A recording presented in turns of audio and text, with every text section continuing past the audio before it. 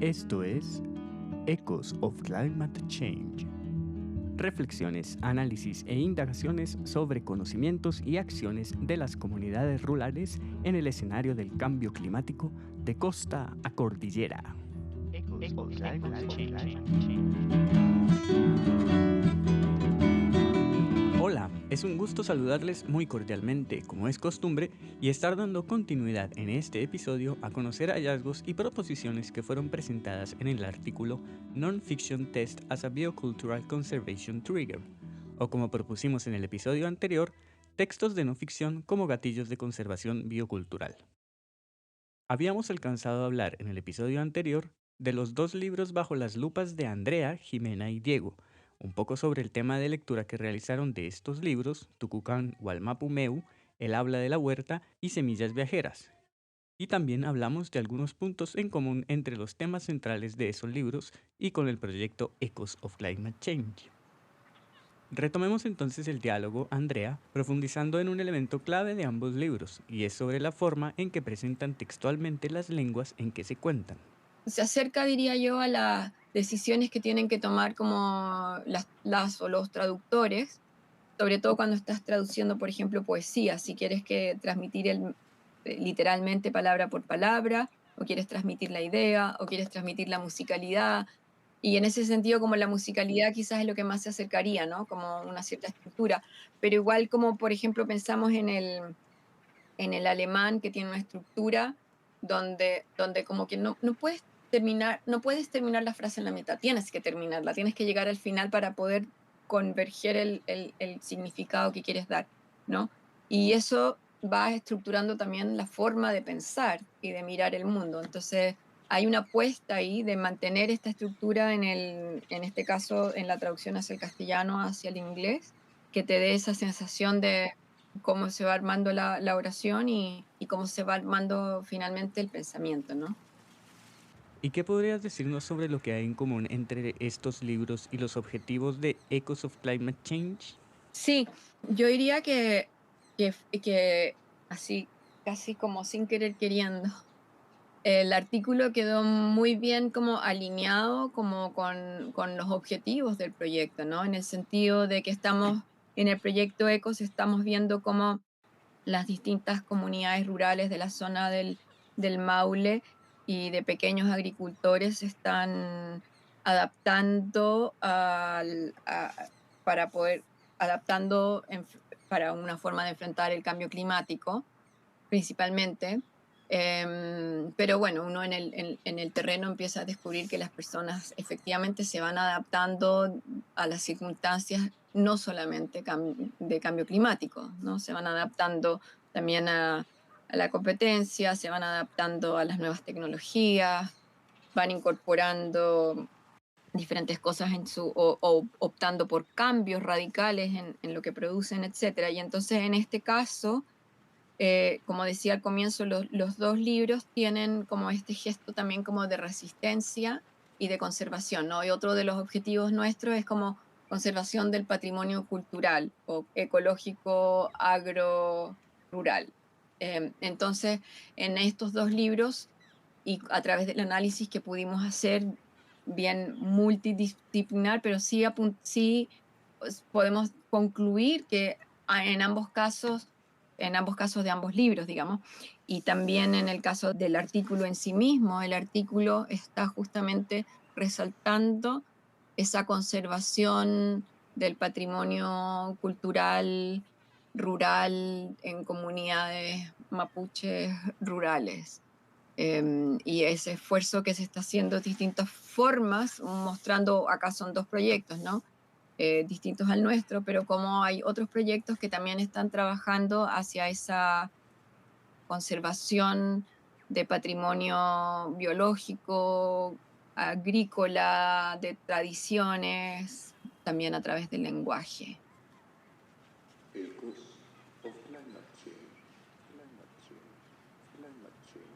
Como la conservación es un tema clave para los libros y el proyecto ANID ATE 230028, Entonces preguntamos, ¿cómo vieron ustedes que en los libros que cada uno analizó se enfrenta el desafío de comunicar sobre la conservación del patrimonio ecoagrobiocultural? Buscan entrar en una esfera que es bien compleja, que yo creo que es un tremendo desafío, y es cómo conservar o cómo revitalizar y hacer vigente una lengua que no se habla. O sea, en general, los mapuches, ¿cierto? Ahí hay algunas estadísticas que están que se citaron en el artículo. Han ido dejando de hablar el mapuzungún, ¿ya? En general, el espacio de hablar mapuzungún está dentro del hogar, entre las personas más de mayor edad, y los jóvenes, los niños, eh, prácticamente no lo hablan, ¿ya? Entonces, el colegio o digamos, la educación formal trata de enseñar el mapuzungún en el colegio, ¿ok? Ese es un poco el mensaje. Pero claramente, y de hecho lo mencionan en algunas partes del texto cuando se presentan el texto, al menos que yo analicé, que esa enseñanza del Mapuzungún para revitalizarla tiene que ser hecha, o quiso ser hecha en el espacio de la huerta, para que participen las mamás, las abuelitas de los niños y vengan al colegio adentro de la huerta y dentro de la huerta escolar, en el colegio, o bien en la casa, cuando tienen que hacer tareas en la casa, un poco como te dijera yo, no obligar no es la palabra, pero fomentar de que se produzca ese diálogo entre los más viejos que hablan el idioma y los niños que no lo hablan en ese espacio específico que es la huerta. Ese es como el objetivo de los libros, y que de parte de los niños tengan el libro como un apoyo en el fondo para poder hacer ese aprendizaje a través del método tradicional que es hablado, digamos, un método. El idioma se aprende hablándolo. Bueno, todos lo aprendemos, nosotros igual aprendemos hablando nuestro idioma, no en el colegio, digamos. Bueno, yo creo que el tema de los pueblos originarios hoy día es súper fuerte, ¿cierto? En relación a 20 o 30 años atrás, un tema súper presente. Entonces, claro, se enmarca perfectamente en ese interés que hoy día hay, en ese surgimiento de este tema importante, hoy día por un lado. Es súper interesante también que el texto aborde una temática científica, ¿cierto? Que se haya generado a partir de una investigación científica y que se las ingenie para generar un relato entretenido, cercano a los niños, y que siempre es un desafío desde el punto de vista científico, porque muchas veces, o las más de las veces, o la mayoría de las veces, la ciencia es difícil de explicar y todavía más difícil de transmitir eh, para personas que todavía han recorrido poco en la vida, como los niños. Entonces, que su mundo todavía no es más profundo en aquellos conceptos o en aquellas cosas que trata la ciencia. Entonces, siempre es un desafío eso. Pero estos libros, ¿cierto?, buscan justamente eso, transmitir con un lenguaje relativamente simple parte de esta investigación científica. Y yo creo que lo logran bastante bien los autores. Yo creo que sí, que el cuento puede ayudar a comunicar también. Este cuento en particular en algún momento describe ciertos rasgos del paisaje, ¿ah? Entre la cordillera de los Andes, ¿cierto? Y hacia la costa. Entonces también ese viaje que hace la semilla un poco lleva de la mano a los niños por un viaje que uno puede hacer en la región de la Araucanía en Chile, digamos, o en la zona central, si uno quisiera, o centro-sur del país. Entonces, además de mostrar un poco lo que es una huerta, estas plantas, ¿cierto? Y que surten de alimentos a la familia, a la comunidad, también muestra que esta actividad, esta comunidad está inserta en un paisaje, ¿ah? Que también es algo importante. No es una huerta aislada nomás, ¿cierto? No es como ir al supermercado y uno no tiene idea dónde sale lo que está comprando ahí, sino que es una huerta que está creciendo en un paisaje que también sufre una transformación con las estaciones del año, etcétera. Entonces, esa parte también creo que es importante porque da un contexto de paisaje, de territorio, ¿cierto? Que no se puede separar de ese aspecto biocultural. Una cosa que me parece súper interesante de estos dos libros es que justamente se centran en la huerta y en el intercambio de semillas en comunidades mapuches. nosotros en Chile hablamos y se ha hablado mucho, se habla del campo y del campesino. Y de hecho, escribimos uno de los primeros artículos, capítulos del libro que escribí alguna vez con mi amigo Pablo Chuminato, profesor y guía de mi tesis en ese momento. Escribimos un artículo que se llama, un capítulo del libro que se llamaba algo así como de la tierra al campo, a la mapu. Y una de las cosas que denunciábamos ahí o observábamos en ese artículo es que en casos de escritores, como por ejemplo en el caso incluso de Violeta Parra y otros, uno observa que se habla de el campesino, pero el campesino, ¿qué es? El campesino es un trabajador, un obrero rural, pero muchas veces el campesino chileno es un mestizo. Puede ser que esté muy atrás su línea de mestizaje, pero es fruto bueno, todos los procesos de colonización, etcétera, pero es una persona probablemente con antepasados mapuche, ¿no? Y cómo esto hay un borramiento de esa identidad cuando hablamos del campesino, porque también en todo el proceso de la composición del campo y del campo chileno y del proceso como de domesticación de los territorios para hacerlos producir, etcétera, también hay como una domesticación de este obrero de la tierra, ¿no? Y entonces hay una imposición de una cierta forma de hacer, y bueno, está tan atrás que ya lo podemos pasar por alto, pero es una parte en parte un gran aporte que hizo Jimena en el artículo, y es justamente reconocer, y Diego también observaba esto, reconocer que estas huertas que aparecen en ambos libros, las huertas o las semillas que se van a intercambiar, son también huertas mestizas, o sea, la economía familiar o la huerta de subsistencia también está conformada por esta historia de intercambio intercultural, entre geografías, etc. Entonces, la manzanita que decimos, la manzanita silvestre, es introducida, ¿no? Si estamos plantando tomates, bueno, esos tomates igual llegaron como de más al norte. Bueno, y después si pensamos en los italianos, ¿qué sería de los italianos si no hubieran llegado los europeos a América y hubiesen llevado el tomate a Italia, ¿no?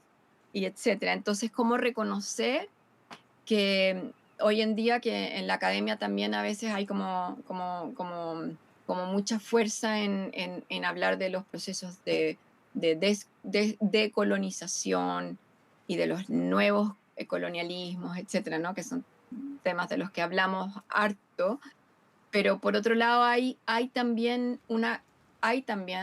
yo diría, y esto me voy a arriesgar, hay una ganancia también en estos procesos de intercambio, y estos procesos de intercambio han sucedido incluso en nuestra América o en el continente americano antes de la llegada de los europeos. Ya había intercambio, ¿no?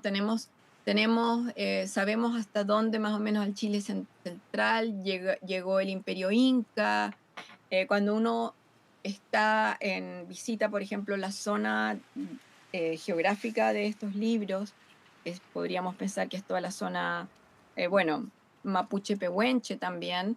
Para los pehuenches que están más arriba en la cordillera, cruzar de Chile a Argentina es transparente, o sea, que nosotros tengamos desde la perspectiva más, comillas, moderna, una línea geográfica y te dice esto es Argentina y esto es Chile, pero si subo mis animales para las veranadas a la cordillera a pastar y después bajo, y si ese valle donde llegué está en Argentina y estoy con mis parientes de ese lado de la cordillera, es transparente ese intercambio, ¿no?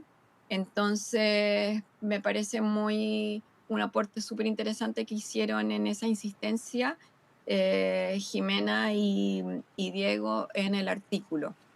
Y creo que si bien quizás no es como tan específico de su disciplina, tiene que ver con esta mirada también ya más abierta o indisciplinada que ellos mismos pueden tener por su trabajo en terreno y observar, bueno, esto no es tan rígido y valorar también esos posibles intercambios que nos pueden pasar muy desapercibidos.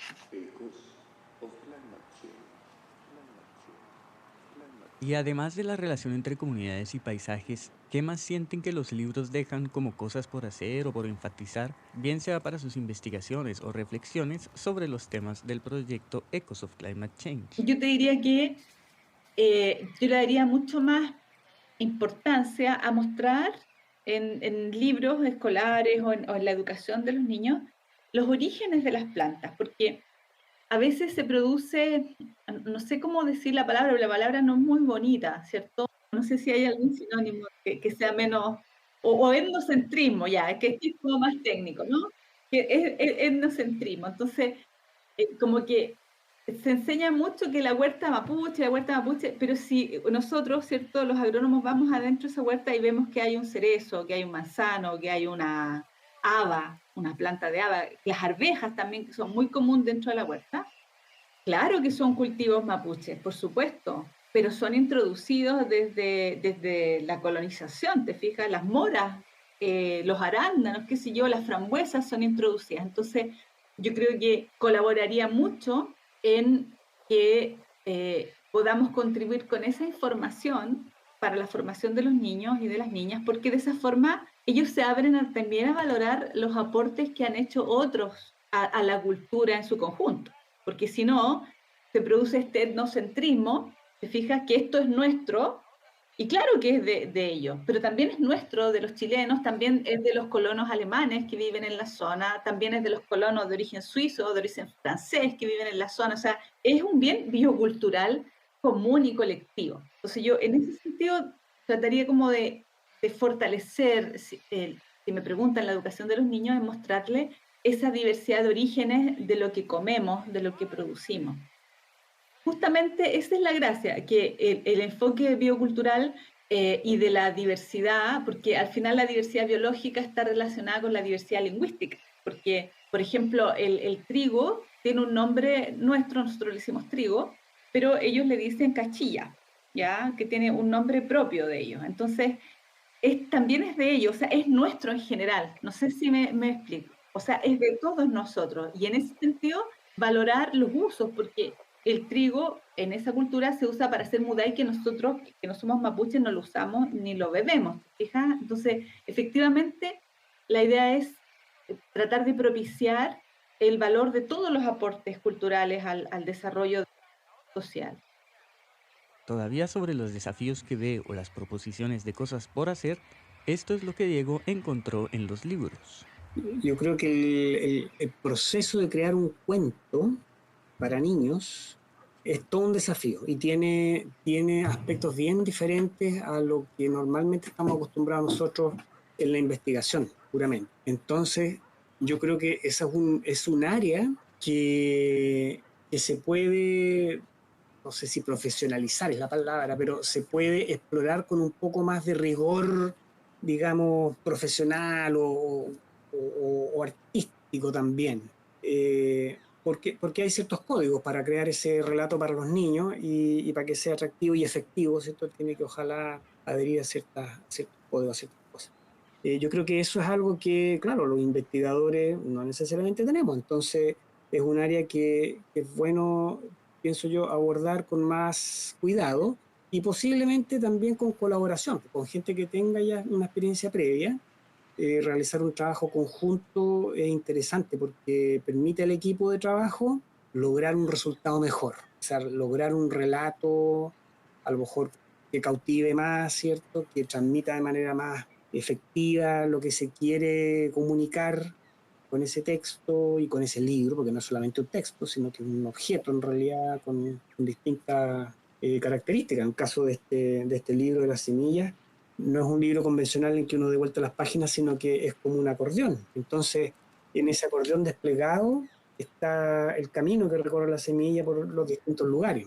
Entonces también allí hay una apuesta de creatividad bien interesante, ¿ah? No es un libro común y corriente como objeto, sino que tiene también una creatividad importante allí, lo hace muy atractivo en ese sentido.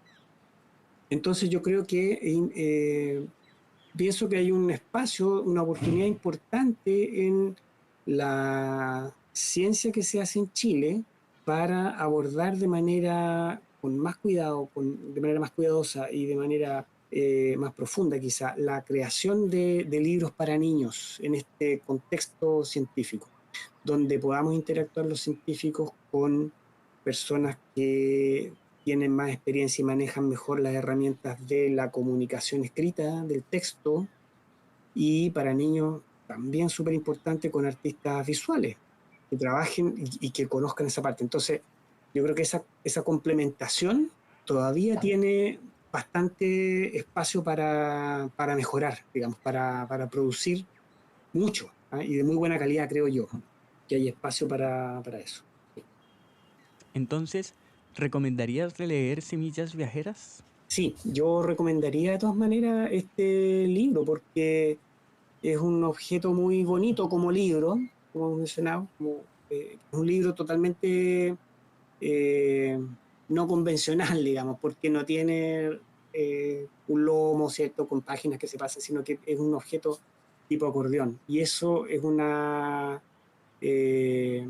novedad también para los niños, entonces lo hace atractivo. Pero además de eso, ¿cierto?, el objeto tiene este contenido, tiene todo este aspecto biocultural que hemos conversado que está súper bonito y es totalmente chileno, pues, entonces es súper nuestro. Yo creo que eso es muy bonito que los niños lo puedan conocer en Chile.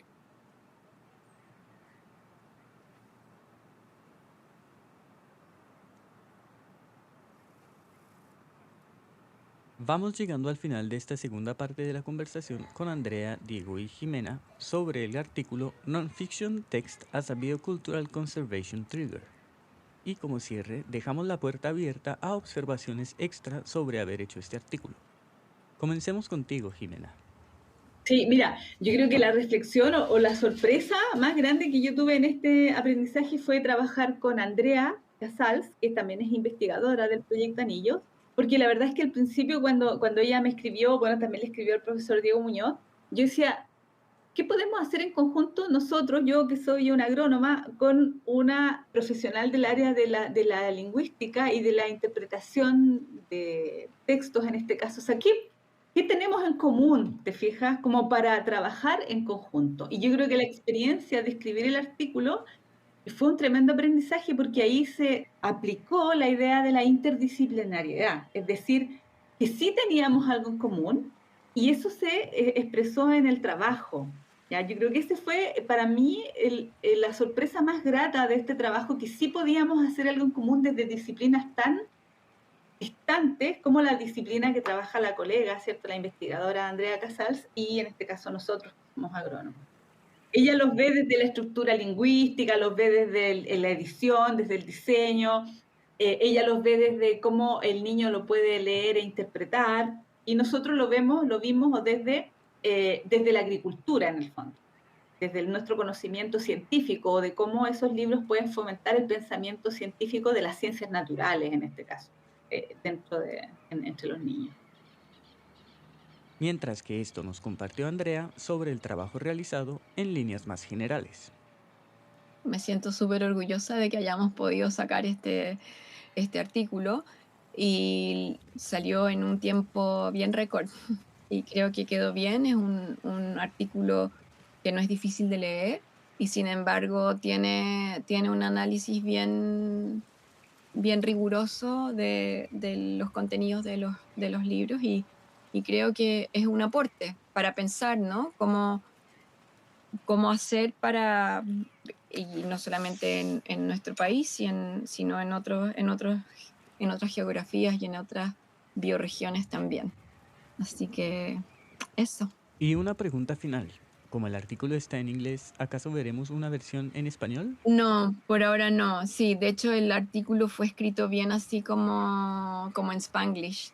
porque empecé yo en inglés, después me mandaron algunas partes Diego y Jimena en castellano, otras en inglés, después ellos corrigieron mis traducciones de lo que yo hice de ellos, así que sí, tendría que ser, sí, habría que pensarlo. Y por otro lado, no sé si tenemos revistas en castellano que estuvieran como tan interesados, sí. Por ahora yo creo que no, pero los libros sí están disponibles y también están disponibles si alguien está interesado en verlos, que nos está escuchando en el podcast, en la página web de Orgic, de la editorial Orgic, pueden encontrar los libros. Orgic, ORJIKH o HK, siempre se me dan vuelta esas dos. La editorial Orgic, ahí pueden ver los libros y los encuentran en lugares como el Libro Verde y librerías como esa.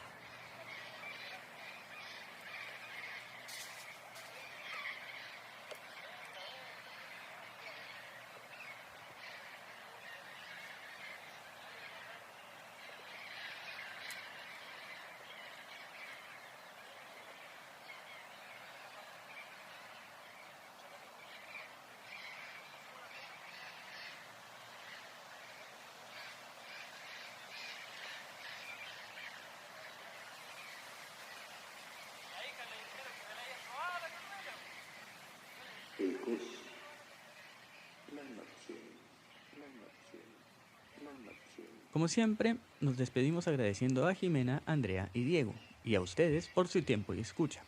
Y les invitamos a seguir las informaciones y actividades del proyecto en la página ecosofclimatechange.cl y a seguir el proyecto en redes en @ecosofclimatechange. Mi nombre es Antonio y nos encontramos en la próxima.